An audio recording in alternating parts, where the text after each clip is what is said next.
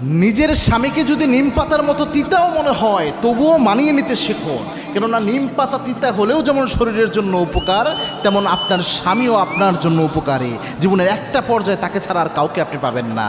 আবার নিজের স্ত্রীকে যদি এমন মনে হয় তবুও তাকে মানিয়ে নিতে শেখুন। মনে রাখবেন, অনেকে রয়েছে যে স্বামীর সাথে মানসিক প্রশান্তি পায় না দেখে পরকীয়া করে, স্ত্রীর সাথে নাকি মানসিক প্রশান্তি পায় না এজন্য পরকীয়া করে। মনে রাখবেন, পরকীয়ার ওই নারী আপনার কাছে যত আকর্ষণীয় মনে হোক, তাকে দূর থেকে আকর্ষণীয় মনে হয়। একবার তাকে আপনি পেয়ে যান, দেখবেন এর চেয়ে আপনার স্ত্রীর চেয়ে হাজার খারাপ গুণ তার মধ্যে উন্মোচিত হবে।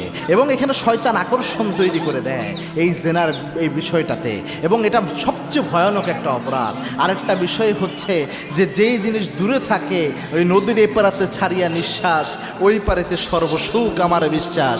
কেউ যখন এক জায়গায় থাকে মনে করে এখানে মনে হয় সুখ নাই, ওইখানে মনে হয় সুখ। আপনি